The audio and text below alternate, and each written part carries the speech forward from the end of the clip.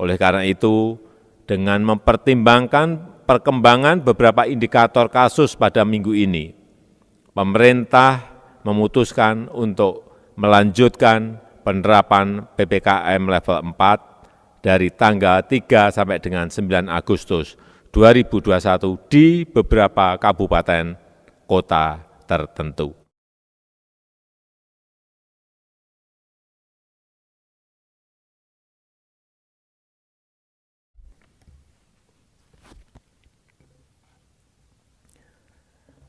Bismillahirrahmanirrahim.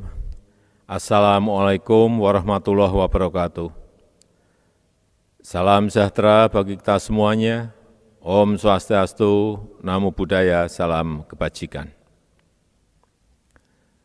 Bapak, Ibu, dan saudara-saudara sebangsa dan setanah air, pertama-tama saya menyampaikan penghargaan setinggi-tingginya kepada para tenaga kesehatan, dokter, perawat yang berada di garda terdepan dalam menyelamatkan jiwa manusia akibat COVID-19.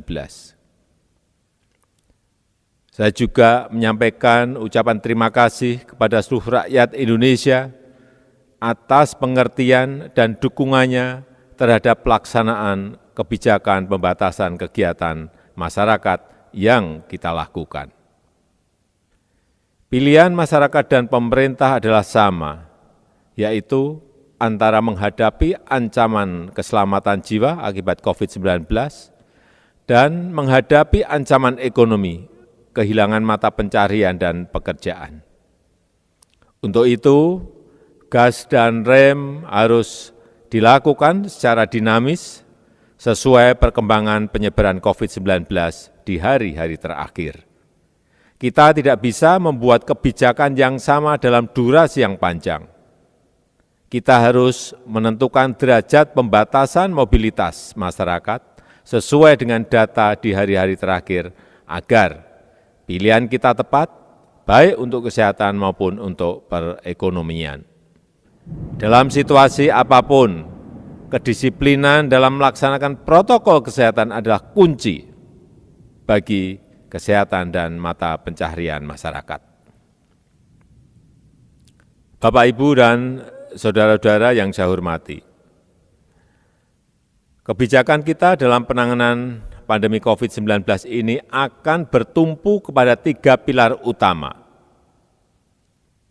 Yang pertama, kecepatan vaksinasi, terutama pada wilayah-wilayah yang menjadi pusat mobilitas dan kegiatan ekonomi. Yang kedua, penerapan 3M yang masif di seluruh komponen masyarakat.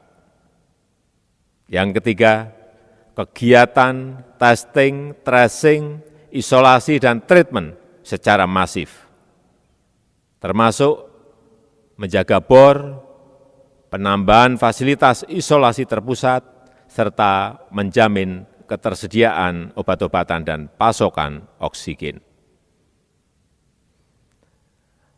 PPKM level 4 yang diberlakukan tanggal 26 Juli sampai dengan 2 Agustus kemarin telah membawa perbaikan di skala nasional dibandingkan sebelumnya, baik dalam hal konfirmasi kasus harian, tingkat kasus aktif, tingkat kesembuhan, dan persentase bor.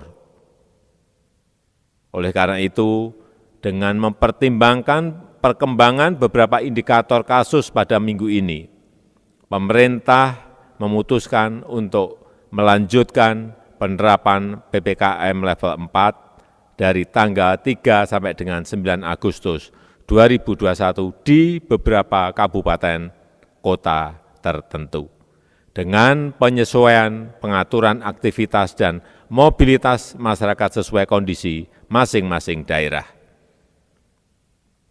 Hal-hal teknis selengkapnya akan dijelaskan oleh Menko dan Menteri terkait. Dan untuk mengurangi beban masyarakat akibat berbagai pembatasan mobilitas dan aktivitas sosial ekonomi, pemerintah tetap mendorong percepatan dalam penyaluran bantuan sosial, bansos untuk masyarakat.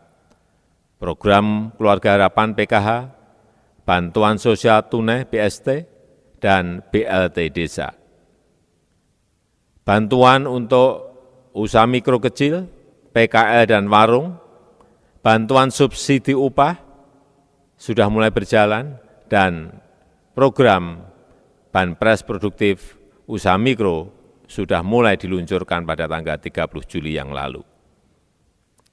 Bapak, Ibu, dan saudara-saudara yang saya hormati, walaupun sudah mulai ada perbaikan, namun perkembangan kasus COVID-19 masih sangat dinamis dan fluktuatif. Sekali lagi, kita harus terus waspada dalam melakukan berbagai upaya untuk mengendalikan kasus COVID-19 ini.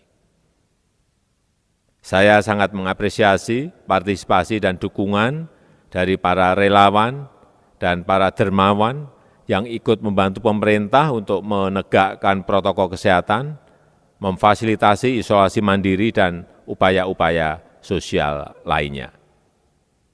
COVID-19 adalah tantangan yang harus kita atasi bersama, melalui usaha dan kerja keras, serta pengorbanan kita dalam menjalani berbagai pembatasan kegiatan ini. Insya Allah, kita akan dapat segera terbebas dari pandemi COVID-19 ini. Terima kasih. Wassalamualaikum warahmatullahi wabarakatuh. Om Santi, Santi, Santi Om. Wajikan. Yang saya hormati para Menteri Kabinet Indonesia Maju, yang saya hormati Ketua Forum Rektor Indonesia tahun 2020 dan Ketua Forum Rektor Indonesia terpilih tahun 2021, para rektor dan pimpinan perguruan tinggi di seluruh Indonesia, serta para hadirin dan undangan yang berbahagia. Saat ini kita harus menanggung beban yang berat akibat pandemi COVID-19. Kita harus berjuang mengatasi permasalahan kesehatan dan permasalahan ekonomi. Kita harus berjuang untuk tetap menjalankan proses pendidikan di tengah pembatasan interaksi dan pertemuan fisik. Namun pandemi COVID-19 juga merupakan sebuah ujian terhadap ketangguhan kita, merupakan pressure test sejauh mana kita mampu menghadapi tekanan yang sangat berat ini, menguji ketangguhan kita di segala bidang, juga menguji ketangguhan dunia pendidikan kita. Kita memang harus berjuang membebaskan rakyat Indonesia dari ancaman COVID-19. Tetapi pasti banyak langkah-langkah inovatif yang muncul karena pandemi ini. Kita harus semakin mengembangkannya, kita teruskan di pasca pandemi nanti. Bapak, Ibu Rektor, dan pimpinan perguruan tinggi yang saya hormati, pandemi COVID-19 merupakan rangkaian serial disrupsi, menambah disrupsi yang sebelumnya dipicu revolusi industri 4.0. Perubahan lanskap sosial budaya, perubahan lanskap ekonomi, perubahan lanskap politik mengalami perubahan besar akibat revolusi industri 4.0.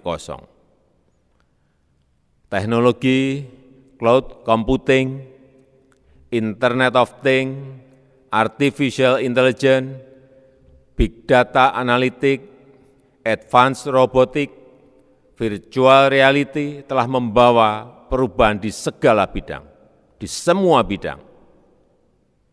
Kita harus akui bahwa teknologi telah menjadi master disrupsi. Perdagangan telah bergeser menjadi e-commerce. Dunia perbankan telah terdisrupsi oleh hadirnya fintech dan berbagai macam e-payment. Dunia kedokteran dan farmasi semakin terdisrupsi oleh health tech. Profesional hukum juga mulai diguncang oleh regtech, dan dunia pendidikan telah terdisrupsi besar-besaran oleh edutech.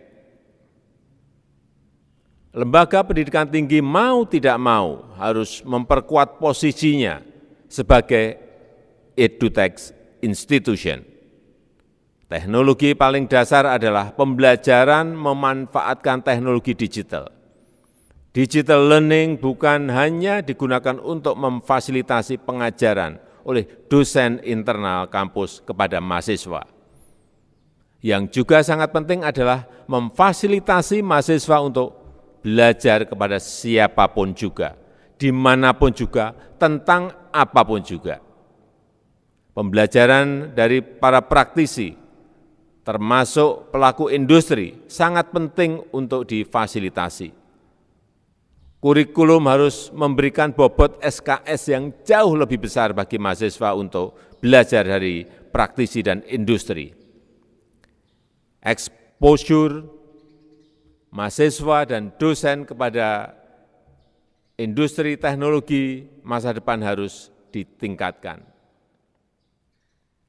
Pengajar dan mentor dari pelaku industri, magang mahasiswa ke dunia industri, dan bahkan industri sebagai tenan di dalam kampus harus ditambah. Termasuk organisasi praktisi lainnya juga harus diajak berkolaborasi. Bapak Ibu, Rektor dan pimpinan perguruan tinggi yang saya hormati, saya yakin Bapak Ibu sependapat dengan saya bahwa lembaga pendidikan tinggi harus bekerja untuk kemanusiaan dan kemajuan bangsa. Memecahkan masalah-masalah sosial dengan ilmu pengetahuan dan teknologi dengan inovasi secara berkelanjutan. Perspektif kewirausahaan juga sangat penting agar perguruan tinggi bisa melakukan upaya secara berkelanjutan. Selain memperkokoh karakter kebangsaan berdasarkan Pancasila, para mahasiswa harus dididik dalam ekosistem tersebut, yaitu ekosistem yang mendorong sosio-techno-inopreneur, memecahkan masalah sosial dengan memanfaatkan teknologi secara inovatif dan berkewirausahaan. Para mahasiswa harus difasilitasi untuk mampu bersaing di pasar kerja yang semakin terbuka dan terglobalisasi. Harus mampu menjadi industriawan yang menciptakan lapangan kerja.